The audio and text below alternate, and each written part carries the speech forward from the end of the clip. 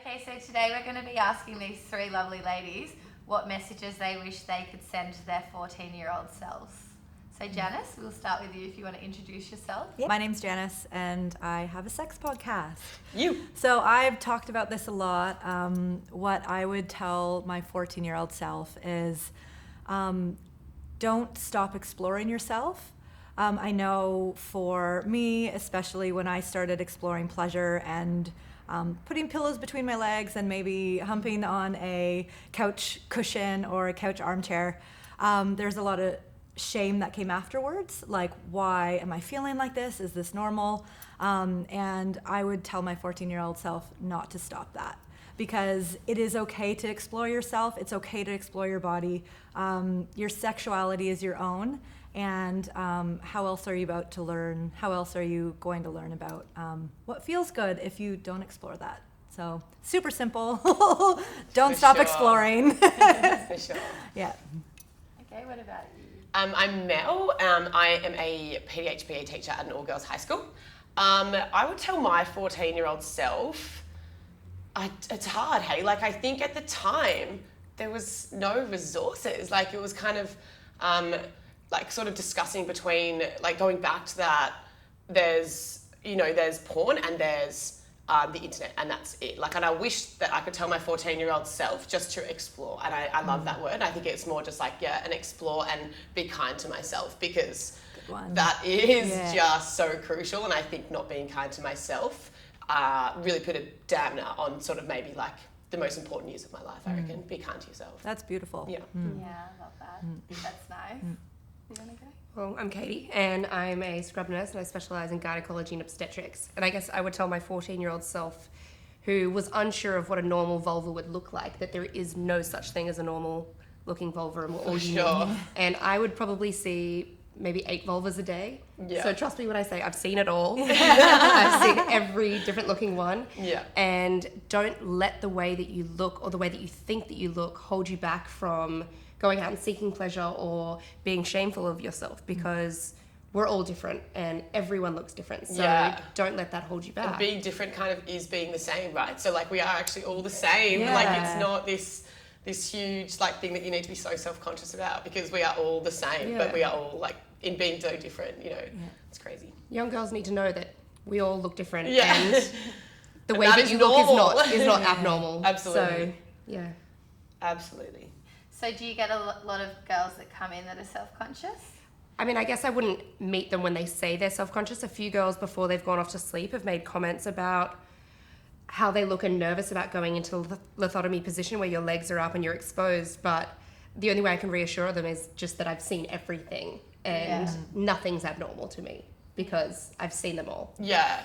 And I kind of wish as well, like, it's hard with your position because you're so exposed to it. Like, I wish girls just knew that, like, just because you've seen it all, like, it's still normal, right? Like, spend a day in my job and then you'll have no inhibitions. Yeah, exactly. And, like, you're in a position where you are so overexposed, I guess, to vaginas compared to, like, just your average girl. But yeah, I think it's that there is absolutely no normal. And I think just there needs to be a resource that girls can be like, yep, I got that bit, I got that bit. In between a textbook and in between porn, there needs to be a resource. Absolutely. And that's what Ellie's doing here with Comfortable Dressing. Yeah, and it is They can just phenomenal. flick through. Click through my flaps. Don't you Flick through the think? flaps. And don't you think comparison is such a huge part of being a teenage girl, right? So like, I see my students and they compare themselves to influencers, they compare themselves to each other, even in regards to like what they wear, their uniform, stuff like that, which is so boring. But imagine like they're obviously comparing every other single bit of themselves, which we did, to be able to have a resource like to sit there and just flick through like 100 vaginas is so sick, because they go like, I got that little bit, and yeah, mine's this colour and this and that. And I think that is phenomenal. And that is just, there is none of that. There's no middleman. Yeah, like what you were saying when you saw the photo after I photographed you, that the colour of your labia was different to the skin tone of your legs. Of the rest of my body. And you looked at it and I you was were like, what? What the hell? And I mean, and you didn't even know that. How old are you? No, I'm 32. 32 years. Like, it's crazy. And every photo I take, every single time, there is every single time, Something. different colour to Yeah. the rest of their skin tone, and it's something that girls just don't know. Yeah. But I'll tell you right now, in a textbook, They that don't doesn't look teach like you that. that. Everything Yeah. is skin colour. beige. And it is Yeah. the White skin same colour. white skin It's funny colour. because, like, just comparing when you're teaching and educating, it's beige, and so that the plain, the beige, that's what we're educated that women's kind of sexuality also- is too. So it's kind of like, okay, we're meant to be beige. We're not Yeah. meant to be colorful. We're not meant to be like out there. It's all meant to be Asymmetrical. just And yeah. the clitoris is this big. It is Yeah. a half a centimetre tiny little bauble at the top of your vagina. No, it's not. Like, that's so incorrect. Yeah. And that's the only bit that's discoloured purely for like an anatomical diagram. They don't Yeah, realize with a- that with it's a bloody like thing next to it saying clitoris. Yeah. Like, no, it's actually significantly larger. Yeah. And it's, How far in does the clitoris go? well, if you like, so say that's a vagina. Yeah. It is like this area. It goes around. it. Yeah, Yeah. like around the top. It's crazy. It's massive. It's not. it looks like. Know what it looks like is a wishbone. Yeah, it does. on, yeah. on a chicken or a turkey or whatever. Yeah. It's probably like 4 inches. Maybe how many centimeters would that be? I don't know. But it goes up, 12. and then Yeah. the clitoris is right here. That the external part, and then the rest is internal. It's all. It's like iceberg, right? It's like Yeah. you all. And I think dudes as well, though, they don't know that. They don't like, know. They Well, think but it's just Some that do, business. and the Some ones do. that And do, the ones tell you. yeah, you know the The ones ones that do. that do. Yeah. Okay. And as I You'll said, know it. I've never had an orgasm, a clitoral orgasm ever. Yeah. Never in my life. No, never. But that's like, I would say, unique because so many women have never had a vaginal or Yep. a cervical Usually it's the orgasm. other way Oh, around. usually it is the other way around. Yeah. And I think it's because so self-conscious of that area of my vagina all that mental. it's all mental, and I never let that happen. I Yeah. never let that Because you happen. switch off in Do your you know- brain. Yeah, and because you I was just self-conscious. I was like, get away, get away, get away, get away. Yeah. Like, It's so funny literally. that you say it's all mental because I didn't have an orgasm at all until I was about 21 years old. But I used to have them in my Sleep. So I have them in my sleep all the time. I know, All but the then I time. would wake up and say, is this what a real orgasm is or is this The just me making pulsing, it up? like I remember being like, what the fuck? And then when I had a real one, it was exactly the same. I'm like, clearly, I'm not like doing anything in my sleep. You Yeah. know, I've got no Yeah. physical stimulation. It's purely mental. But Exactly. that's, like Yeah. your mind is your Nothing biggest sex between your legs. organ. Yeah. Yes, you can't. Yeah, I've actually I've started photographing women's clits. Only recently, I've done about 10. Yeah. And they stand up and they hold up their labia and then they try and find their clit. And 9 out of 10 are like, oh God, I don't know where it is. And and I'm saying like, pull back, lift up your clitoral hood and then pull back. Yeah. And the girls say, where is it? And then they're so small sometimes, and they say, Yeah. I can't believe that I've been like, guys can't find it, but I can't even find it myself. Yeah. Yeah, So wild. that's the whole Yeah. thing about exploring your own body. Yeah, because how are you meant to, or how is somebody else meant to know what feels good for you if you don't even know what feels good for you?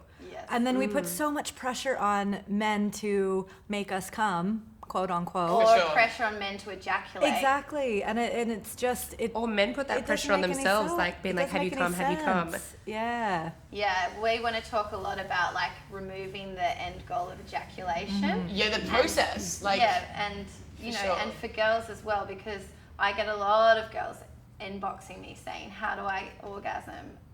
And I say to them, why do you want to orgasm? Like, why don't you want to relax and enjoy everything? The Yeah, yeah. kissing, Yeah. touching, because they can't. It's a journey. It's a journey, and and they that's like I can't was saying relax. with the Yeah. education side of things, like, It's not a race to the finish. Yeah. absolutely. And like curriculum wise, I can teach the anatomy and then I can teach how not to get pregnant. And there's no sex is wicked. Like if I said that, I'd probably get the sack. Literally, like sex is incredible. Like, and of course, like this stuff's super important. But why is that even like I think relationship, like real life wise, like that middle bit of enjoying sex and sex being a pleasurable, like normal thing that shouldn't be avoided is completely missing. We're missing the communication. Yeah. Men don't know how to communicate with women. Yeah. They don't know how to ask, does this feel good? Are you okay if I do this? The women don't know how to communicate in the way they don't know how to say, can you do this? This feels good. A lot of the time girls tell me when they're laying there, they say, they're thinking, make it stop, make it stop. Girls are thinking that all the time Yeah. when guys go down on them. And they often say when I'm photographing them, I've never actually laid here feeling comfortable in this position. Never. Usually I'm laying there being like, when's it going to end? And then they have to fake an orgasm so that it ends. But instead, if they communicate and they say, hey, I'm really uncomfortable, like, I want to talk to you, but there's no lesson in high school None. of how to communicate. No, it would be deemed inappropriate. There's no lessons in your 20s for that either. No, There's no no, lessons. and that's what and that is like when you become sexually active is like for the majority, like statistically, is year 10, 11, 12, right? And it's like the most crucial years of those girls' lives, the most anything on, like, you call it sex ed, it's not sex ed, it's reproduction ed, and it's how not to get pregnant ed. There's no ed on the sex at all. Like, it's deemed inappropriate to discuss the sex. It really is, and that is such a gap, and that's what Comfortable in My Skin is filling. It's filling that little gap of being like opening the discourse about sex and opening like just normalizing the topic and normalizing vaginas and everything. Like, just need to normalize that. And I really wish I could say that to my students and talk about sex and talk about that, but there is no platform for that professionally in my role.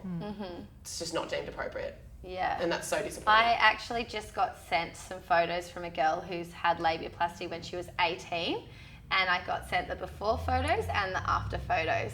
And I said, go to my website and look at all the photos of the girls in the same position that you've just sent me.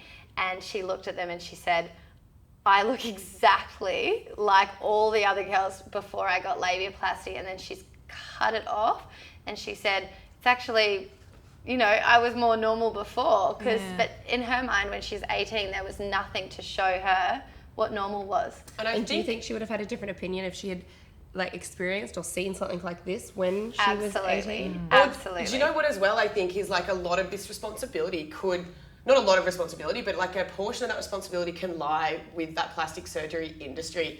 Go have a consultation, but have the Comfortable in My Skin book on the coffee table before the girl goes in for her consultation, and I guarantee you she'll walk out the door because she'll be like, show them what everyone hang else on, looks I don't like. need this. Yeah, and then this is not normal. Like, I mean, I remember telling Ellie like I had a mole removed on my face when I was about 20, and it was purely cosmetic, so stupid. But I remember the plastic surgeon, because I was just under local, said, whatever you do, don't get a boob job, don't get plastic surgery. And I remember being like, hey, damn it, I'm already here. But being like, only getting a mole removed. But I remember being like, that was really like professionally responsible of him to do that, because he could have made 10 grand on me and sat there while I'm awake selling 10 grand worth of services that a vulnerable person will take.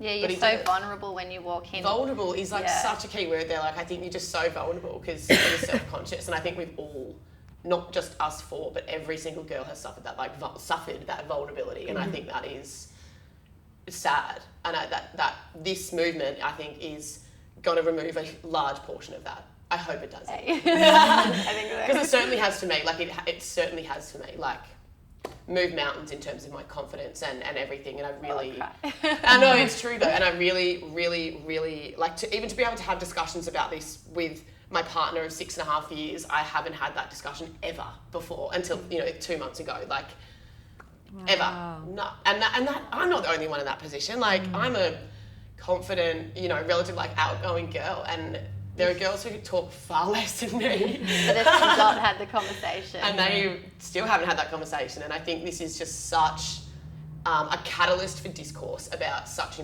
stuff, which is wicked.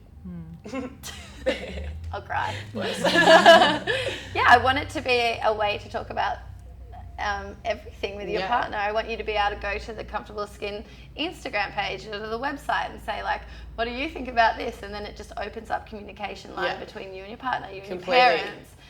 For mothers with daughters, that's a massive one. For pregnant women too. Like, I told you my story earlier about being pregnant and that your vagina after childbirth. Like, do you guys have kids? No.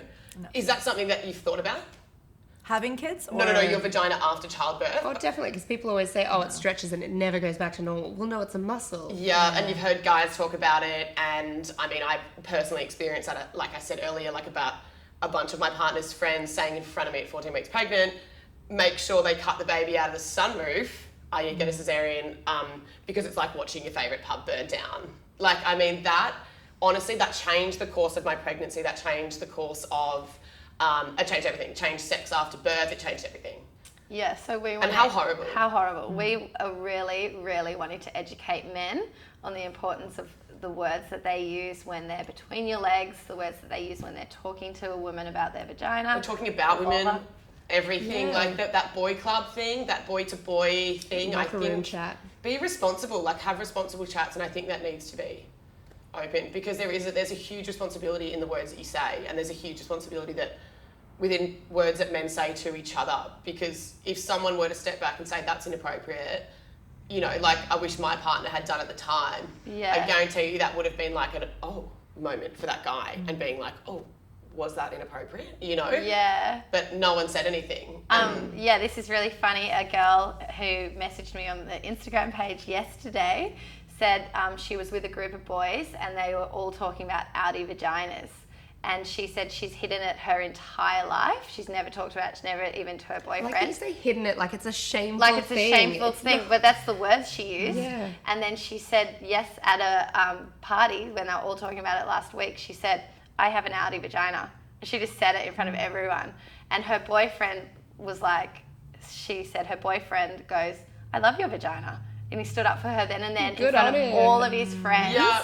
And then the other girls started talking about it in a much more casual, fun, open way, because it's like, well, it's like saying like, I've got brown eyes. Yeah, You know, yeah. you are born with what you have, Yeah. and you just have to rock it. And there's such a difference, don't you think, within a guy saying, with, you know, just you and your partner on the couch, him being like, I love your vagina, than there is to a guy saying that in front of his friends and, you know, normalising that. It's really is, it's normalising what is normal. and they become a man. They become a man. You Yeah. know? A young boy is And that going is to be so like, attractive, isn't it? like quiet, not saying anything, but a big man is going to go, I love your vulva Yeah. in Yeah. front of all of his friends. Yeah. And that's sexy. Yeah, oh, absolutely. Exactly. That is very sexy. A guy who knows what he wants Yeah. and loves you for who you are. It's- That's so yeah. sexy. And publicly says And it. publicly, yeah. Yeah, absolutely. Couldn't agree more. Yeah. Yeah. Crazy.